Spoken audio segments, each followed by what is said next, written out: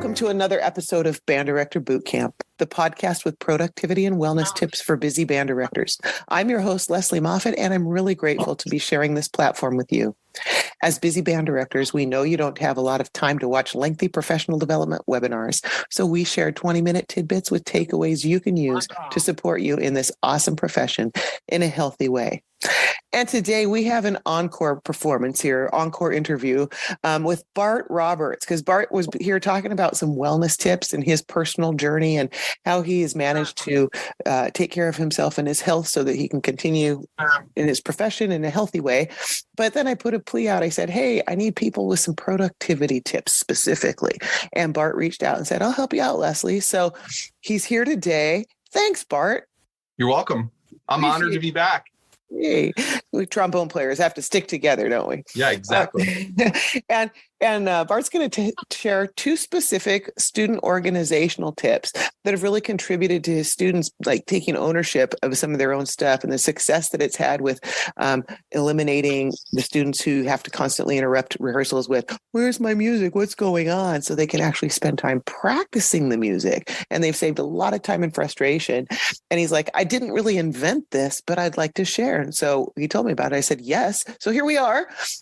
Here we are to share that with you guys that are listening today. Cool. Literally, we're here with two tips. So maybe you go going on a walk or whatever you're listening to, we'll get this in and you will have something takeaway. You can go, what would that look like in my classroom? So tell us a little bit about your journey as a music educator and a little bit of that before we dive into this. Sure. So I'm originally from Indianapolis, Indiana, and then my father was an orthodontist and moved to Elkhart, Indiana, the home of Vincent Bach, when I was in second grade. And I grew up in the Elkhart community schools, went through the Elkhart schools, and then went on to Ball State University in Muncie, Indiana, and did a bachelor's and a master's degree there. And I'm a trombonist, and I've taught in Indiana now. This is year 19 or 20. And then I taught 4 years in the Houston, Texas area on the north side in Klein ISD. But I'm back in Indiana with a family of 4 here, rocking out, teaching middle school band. This will be my 4th year in Mishawaka. I'm excited to add an assistant to my program here coming up real soon. She's going to be doing orchestra and band with us. So we're excited to add to the team. I teach 7th and 8th grade band. We start in the 7th grade. And at my old school that I used to teach in South Bend for over 15 years, which is just to the west of where I'm at, near Notre Dame, I started kids in 5th all the way through 8th. And then halfway through my time there, they cut it back to 6th through 8th grade school. So it's been different adjusting and over the last 4 years to starting 7th graders and to having to catch up. Because there's such different developmental stages if you're starting a 5th grader versus a 7th grader. Wow. Yeah. So a lot of our program is I'm doing as much as I can in the 6th grade. Most would do probably in the 5th or 6th grade level as 7th graders and trying to get them to the 8th grade level as quick as I can. And then the 8th graders are kind of filling in the gaps and trying to get them ready for high school. We have a high school band program, about 120 kids in Mishawaka. And then I have about 200 between the 2 grade levels at the middle school. Yeah, that's a lot of people to manage. And I think we can all relate to that. And as we said earlier, there's a lot of paper that goes around being a band director. All you picture your desks right now. What do they look like in December through, all the time. I remember so much of that when I was teaching high school, especially. But I learned when I moved to middle school this year that organization for 6th graders is not an inherent skill that they have. I would hand the students music and I would hand them a folder and I'd be like, here you go.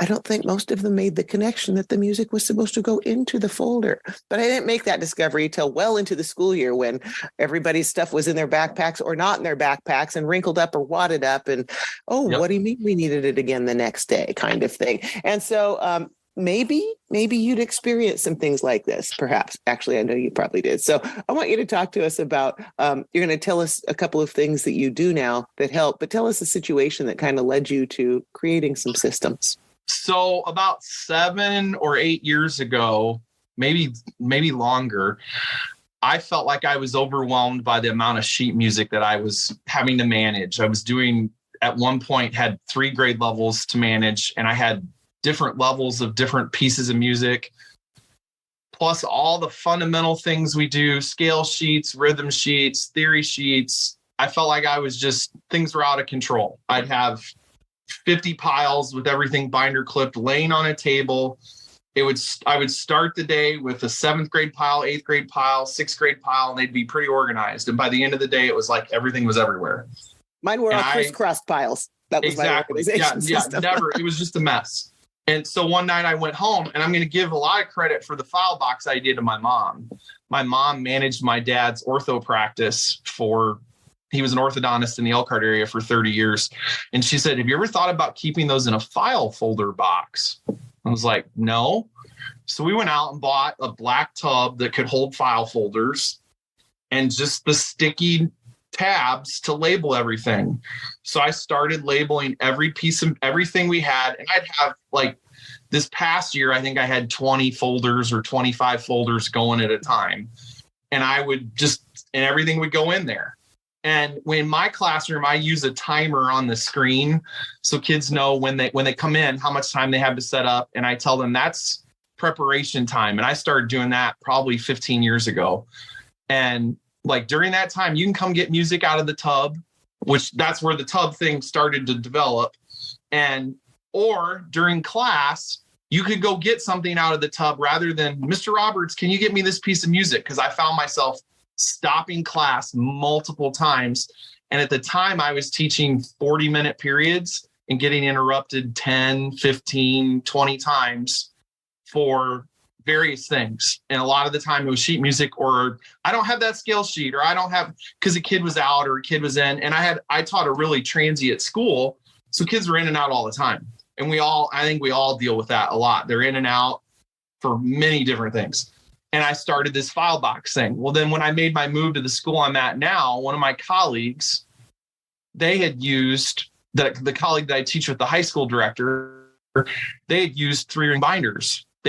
Everybody was required to get a 3-ring binder. They were to keep their music in the 3-ring binder. They even hole punched their method books. They kept their method book in the 3-ring binder. And he said to me, he saw lots of music, it cut down the amount of mets that they had. So I was like, okay, let's do that. So my first 2 years, we did the 3-ring binder. A lot of times you don't have a binder, here you go. I would get a box. We have a free teacher store here in our area that gives out school supplies to teachers if you get it. And we would get a box of folders there, or somebody would give us, I've even bought boxes of binders for kids and pass out binders to kids. This past year, I made the decision to make the jump to, okay, now we're going to put in dividers. Well, I went to a PD session either at Midwest or Conselmer Institute and heard directors talking about, hey, they labeled this and this and this in their binders. And they're talking about every kid had to have a binder. And I'm like, oh, well, these people are onto something maybe. And so I started to slowly, and this is over a 10-year period that I finally decide, okay, I'm going into this head first and we're going to do it.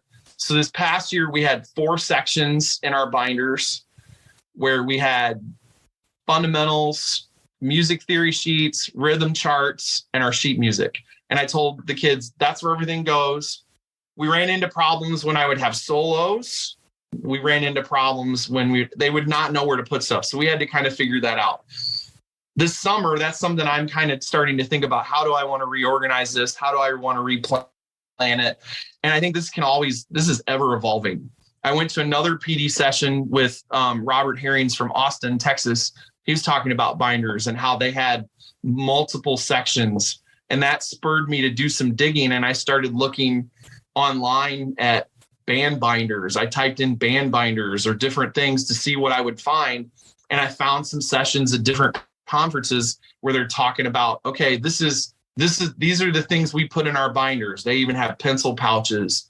And my students, I don't feel like I can expect them to buy a pencil pouch and stuff like that. If I can find a way to get somebody to give them to them, I can do it. I feel like I can ask them to buy a binder or buy a binder from me.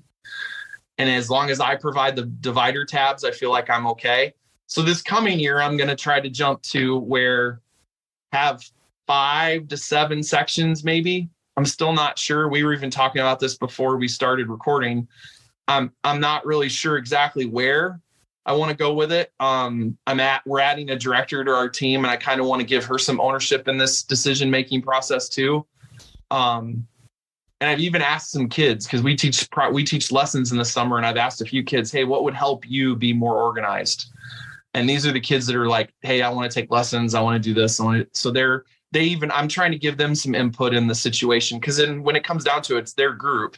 I'm just I'm the compass in the ensemble for the ensemble. So, and then the last step that I'm going to initiate this year that we didn't do is I'm going to give every kid a paper to go in the front to label their binder with their name, with the school logo and their instrument on it, to try to keep them more organized. And what we've seen in the last 4 years, I feel like I've had maybe 2 or 3 kids that lose music. And it's the kid that everybody has in their program that no matter what you try,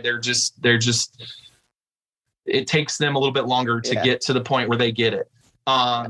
Or the kid that has the backpack with 60 books in it and they shove it in there and the binder just disintegrates. If they take care of it, they're usually okay. Like I had a kid come to lessons this summer. The binder was alphabet, because we didn't give him an order. Everything was in each section was alphabetized or numbered. And I never told the kid to do that, but he had done all this, even extra stuff that he had found. He was putting, and he's like, I wasn't sure what section to put this in. Does this go here? So some kids, it clicks right away. Yeah, but that makes it, they can figure out what works for them. And yeah, right. Yeah. And that it's having a system, not necessarily the system you use, but having a system that matters. Before we get to our final question here, I want to invite all of our listeners to take a minute and think about how you can put some of these practices we've been talking about on our episodes into practice in your own life. Welcome, Band Director Bootcamp listeners. If you're feeling a bit burnt out and are ready for support and accountability partners in your wellness and productivity, we have an amazing opportunity for you. Join our 90-day virtual bootcamp, a community initiative designed for busy band directors like you who love their job but seek a more sustainable approach. We'll meet weekly, discuss your wellness goals, and develop strategies to help you achieve them. We'll tackle productivity hacks and fine-tune systems for the upcoming school year. With 35 years of experience, I've got some tricks and tips up my sleeve that I can't wait to share. So, as we move into a new season of our lives, if you want to feel empowered and supported by like-minded individuals, this is your chance. Reach out to me at banddirectorbootcamp.com or click on the link in our show notes to schedule a 15-minute call.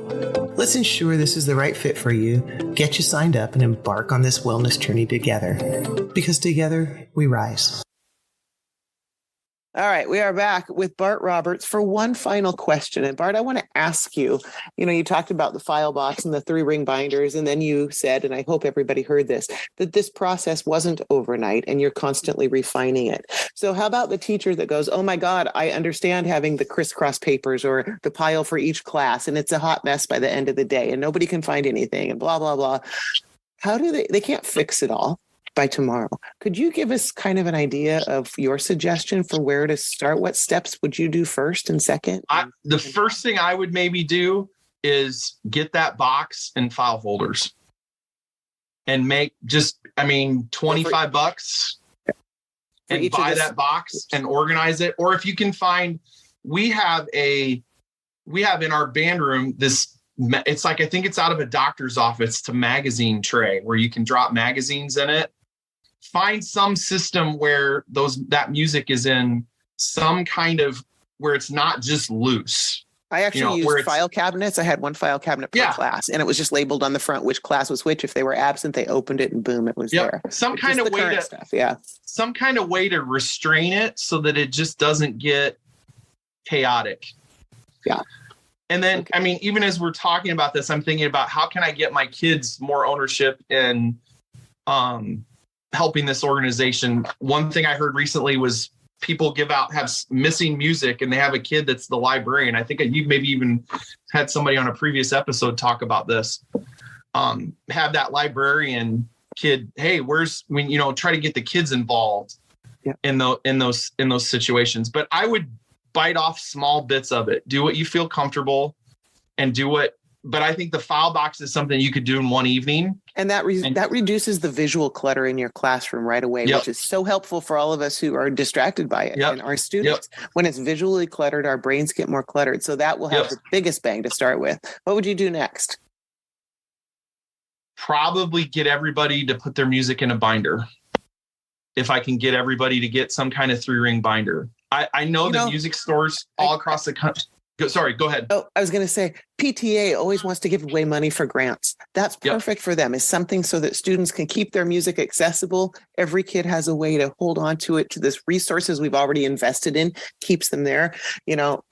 Anybody out there, you can grant writing's easy with Chat GPT. I can help you do it in a heartbeat. But yeah, something like this, get a classroom set of binders and have PTA or a music store put their logo on the back of it.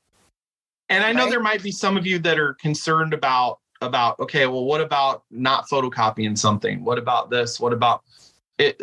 In the law, I made the decision. Now, whatever if you're not comfortable if you're like somebody that doesn't want to photocopy and wants to use originals, and I made a decision in my career 20 plus years ago that I felt like as long as I'm purchasing music legitimately from composers and then I'm destroying everything when I'm done with it and restarting every time, that most composers are okay. I've had conversations with a few. There's modern composers that in their music photocopy away because they've been in the trenches. Tyler Grant is one who's a friend that I've had this conversation with before about that. I mean, you got to do what you're comfortable with. I've really appreciated composers that have done that. Yeah. So that we can, and with the weird instrumentation, so that we can just do that with a clear conscience, knowing we've paid for a classroom set and our classroom looks different this year or last year or next time. But I think about the community band I've played in where they give us original copies of music. It's the jazz group I play in, everything we have is originals. It's in a folder. And I think to myself, if I lose this folder and everything spills out, I've completely destroyed a library of 100 plus tunes. So that's on my mind. And I think about, I go, a 12-year-old. Oh God. Yeah. So so that's something where but to circle back to our what we're going for is bite off a small chunk, whatever you feel like you can do. And if you can do the file box or the file cabinet or whatever, or, you can buy a paper box and just organize folders in it, whatever system works best. I think just to control like you'd said, the clutter in the front of the room. And that was another thing for me. I hated having my office. If you were to see the office I'm sitting in right now, there's things on the floor. But in my classroom is like, I don't want anything in front of my kids to where they're distracted. Yeah. Unless it's distractions. Yeah. Yeah. Oh gosh, those were some really practical tips and helping us envisioning right now what our classrooms have looked like in the past and what could it look like if we got those loose pieces of paper organized, facilitate students finding them themselves, and the time you save, and they empower them to do more. So thanks, Bart. Thanks so much for coming back for an encore conversation today. No, I'm honored. I'm honored. Thank you. And thank you to all you listeners every day who are making a difference in the kids' lives through the magic of music education. The work you do matters, and so do you. Join us next time on Band Director Bootcamp for another episode of productivity and wellness tips to make your life a little easier.